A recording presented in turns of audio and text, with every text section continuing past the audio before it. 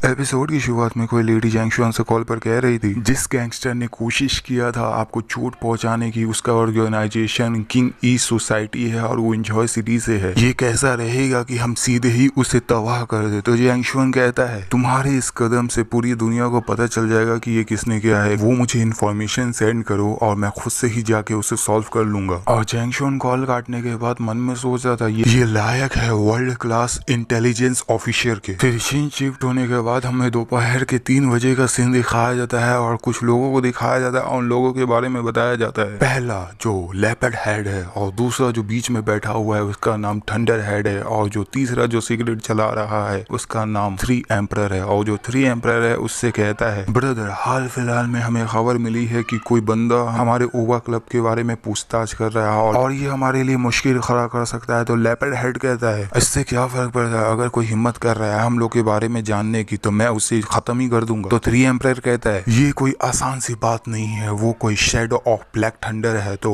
Thunder कहता है क्या तुम अंडरग्राउंड सीशिया प्रोविंस के बारे में बात कर रहे हो। तो 3 एम्परर कहता है हाँ वही। फिर जो लेपर्ड हेड था वो हाथ मारते हुए टेबल पे कहता है आने भी दो उसे, वो कोई ब्लैक थंडर नहीं होगा। ये जो इंजहाउ सिटी में किंग ई टेरिटरी हमारा है और ये ऐसा कोई जगह नहीं है जो कि ब्लैक थंडर यहाँ पे जंगली हो सके। फिर अचानक से कोई आता है तो वो सभी जितने भी लोग थे वो बोलते हैं कौन है और कहाँ पे है। फिर दिखाया जाता है हमारे जैंगशुआन को जो कि वो लात मारते हुए आता है और कहता है तुम सभी यहाँ पे हो। तो 3 एम्परर गुस्से में कहता है आखिरी बार कमीशन हमें इसी को मारने के लिए मिला था, अभी इसे मार डालो। और जो जैंगशुआन था वो अपने एटीट्यूड में खड़ा हुआ था और है ना उसकी बातें सुन रहा था। और जो थंडर था वो आगे आते हुए कहता है बच्चे तुम्हारी इतनी हिम्मत है जो कि तुम यहाँ पे अकेले आ सके, इतनी हिम्मत तुम्हारे पास कहाँ से आई। और लेपर्ड हेड के तो अलग ही नशे थे। और जो जैंगशुआन था अपने मुंह से जो था उसे थूक देता है और आगे बढ़ते हुए कहता है कि बिल्कुल ही जो मेरे पास पहले से है उसे बोलने की क्या जरूरत है ब्रो। और जो थंडर था वो बोलता है कि तुम ज्यादा ही घमंडी बन रहे हो और फिर कहता है कि मेरे लिए इसे मार डालो। और जो लेपर्ड हेड था वो आगे हमला करने के लिए बढ़ जाता है और कहता है बच्चे तुम्हारे हिम्मत को मानना पड़ेगा लेकिन तुम्हारी जो एबिलिटी है वो बोलने के लायक नहीं है। तो जैंगशुआन सिर्फ सामने खड़ा हुआ था, लेपर्ड हेड आगे आ रहा था हमला करने के लिए अपने हाथ को बढ़ाते हुए, लेकिन जो जैंगशुआन था वो कह रहा था तुम्हारे पास खुद का कोई नॉलेज नहीं है। दिखाया जाता है जैंगशुआन को जो कि एक पंच मारता है लेपर्ड हेड को जो कि बहुत ही बुरा लगता है और पीछे जाके गिरने लगता है। और जो लेपर्ड हेड था वहां पे गिरते हुए कहता है ये कैसे मुमकिन हो सकता है। और लेपर्ड हेड को दिखाया जाता है जो कि अभी तक पूरी तरीके से नहीं गिरा था, वो पीछे जाके बहुत बुरी तरीके से गिरता है। और जो थंडर था वो भी देख के एकदम शॉक था। और जो लेपर्ड हेड था उसको दिखाया जाता है वो मन में सोच रहा था मैंने तो यहाँ तक देखा भी नहीं कि उसने मुझे मारा कब। और दिखाया जाता है जो थंडर था वो कहता है कि मेरे लिए उसे मार डालो। तो काफी सारे लोग जैंगशुआन की तरफ हमला करने के लिए बढ़ने लगते हैं और जो जैंगशुआन था सिर्फ वो गुस्से से देखता है। और दिखाया जाता है जैंगशुआन को जो कि एक बंदे के मुंह पे पंच मारता है, एक को लात मारता है और काफी दूर जाके गिरता है। और दिखाया जाता है काफी लोगों को मारने लगता है। और जो लेपर्ड हेड और जो थंडर था वो घबरा रहे थे। और दिखाया जाता है जैंगशुआन को जो कि एक के मुंह पे पैर रखा हुआ था और हाथ झाड़ते हुए आगे बढ़ने लगता है। और जो थंडर और लेपर्ड हेड दोनों ही गले लगे हुए घबरा रहे थे और मन में सोचते थे 100 से ज्यादा एओवा क्लब के लोगों को इसने आसानी से मार डाला, ये तो बहुत ही खतरनाक है। और जो जैंगशुआन था उन दोनों ही की तरफ आ रहा था। 3 एम्परर और थंडर कांप रहे थे और जो जैंगशुआन था उनसे कहता है किसने तुमसे कहा था कि मुझसे निपटने के लिए, मुझे बता दो और मैं तुम दोनों को अकेला ही छोड़ दूंगा। और जो 3 एम्परर था वो कहने वाला था कि हाँ मैं बताता, उससे पहले ही जो थंडर था उसके मुंह पे हाथ रख देता और उसको बोलने से रोक देता। और जो थंडर था वो कहने लगता है हम कम से कम 10 सालों से इंजहाउ सिटी में अपना पैर जमा के रखे हुए हैं और मैं आपको एक रूल के बारे में बताता हूँ जो कि हम कॉन्ट्रैक्ट लेते हैं वो उसके बारे में हम बिल्कुल ही नहीं बताते। वैसे ट्रांसलेटर ने ऐसा नशे किया है कि उसका मतलब ही नहीं समझ में आ रहा कि वो क्या कहना चाहता है। तो जैंगशुआन अपने हाथ का मुक्का बनाते हुए गुस्से में कहता है ठीक है फिर तुम तो मरने वाले हो। फिर दिखाया जाता है थंडर के मुंह के पास मुक्का आने ही वाला था, उससे पहले ही बुलेट शूट होता है। और वही पुलिस लेडी को दिखाया जाता है जो कि जैंगशुआन को पकड़ के लेके गई थी। वैसे इसका नाम नहीं पता, आगे पता चल जाएगा शायद। और वो कहती है यहाँ पे फाइटिंग चल रहा है, क्या तुम कानून को तोड़ना चाहते हो। फिर जो जैंगशुआन था वो पीछे पलट के देखता है लेकिन जैंगशुआन वहाँ होता नहीं, वहाँ से भाग जाता है बहुत फुर्ती में। और दिखाया जाता है बंदे को जो कि पुलिस लेडी के पैर को पकड़ा हुआ कहता है कि ऑफिसर शुक्रिया कि आप आई, हमें जल्दी से यहाँ से लेके जाइए। जो पुलिस लेडी थी वो कंफ्यूज होते हुए कहती है क्या। फिर दिखाया जाता है उन सभी को जो हटकड़ी लगा के लेके जाया जाता है और जो पुलिस लेडी थी वो कंफ्यूज होते हुए कहती है आखिर यहाँ पे चल के रहा था। और जैंगशुआन को दिखाया जाता है जो कि वो छुपा हुआ था और कहता है कि ये पुलिस लेडी हमेशा ही क्रिटिकल टाइम पे आती है। और जैंगशुआन के फोन पे कॉल आता है और जब वो फोन निकाल के देखता है तो उसमें नाम सेव था फीमेल डायनासोरस जो कि वो पुलिस लेडी का ही नाम वो सेव किया हुआ था। और जैंगशुआन वो घबराते हुए मन में सोच रहा था क्या ये हो सकता है कि उसने मुझे उस वक्त देख लिया। और फिर जो जैंगशुआन कॉल उठाता है उसमें से आवाज आता है चिल्लाते हुए जैंगशुआन आखिर तुम कहाँ हो। हो। फिर जो चैंगशन था इधर उधर देख रहा था, फिर हंसते हुए कहता है कॉल पे, आखिर मैं कहाँ हो सकता हूँ पुलिस ऑफिसर, मैं तो घर ही पे हूँ, क्या कोई मैटर है? तो पुलिस लेडी कहती है, क्या तुम सच में घर पे हो? मैंने काफी लोगों को यहाँ पे लड़ते हुए पकड़ा है, तो ये बेहतर होगा कि तुम्हारा इसमें कोई हाथ ना हो। तो जैंशु वहाँ पे से जा रहा था और कहता है पुलिस लेडी से, चिंता मत कीजिए, इसमें मेरा कोई हाथ नहीं है। फिर दिखाया जाता है सीन शिफ्ट हो जाता है और शाम का 7 बजे का सीन दिखाया जाता है और जो लिन किन जून थी वो जैंशन से कहती चलो आज हम लोग साथ में खाते हैं। और साथ में जैंशन मन में भी सोचा था मेरा जो हार्ड वर्क है वो बेकार नहीं गया, लिन किन जून का जो एटीट्यूड है वो बहुत पहले से बेहतर हो चुका है। और जैंशन लिन किन जून से कहता है वाइफ ये पीस डोंगो पोका खाओ। तो लिन किन जून कहती है नहीं ये मुझे मत दो, ये तुम ही खा लो। और जो मीचेल थी वो मन में सोच रही थी हालांकि जैंशन एक इमोशनल झूठा है लेकिन इसने बहुत ही मदद की है हमारी, चलो भूल भी जाते हैं। अगर ये बैक्टीरिया का अच्छे से सफाया कर रहा है तो मुझे इसे बेनकाब करने की क्यों ही जरूरत है? वैसे इतना मतलब मुझे समझाने की जरूरत नहीं है, तो आप समझ ही जाएंगे। और जो लिन किन जून थी जैंगशन से कहती है जैंगशन कल क्या तुम मेरे साथ चल सकते हो लूहे के एल्डर बर्थडे पार्टी में? तो जैंगशन कहता है हाँ क्यों नहीं, लेकिन ये कौन है? तो लिन किन जून बताने लगती है वह मेरे ग्रैंडफादर के जानने वाले हैं और उन्हें साउंड के रूप में भी जाना जाता है। मुझे नहीं पता कि ट्रांसलेटर ने कौन से सस्ते नशे किए जो कि अजीब अजीब नाम बताया जा रहा है। और जो लिन किन जून थी वो कहती है जितने भी मिलिट्री पॉलिटिकल और बिजनेस होते हैं शिशिया प्रोविंस में उनके द्वारा कंट्रोल किए जाते हैं। और उसके अगले दिन का सीन दिखाया जाता है, बहुत ही अच्छा घर दिखाया जाता है या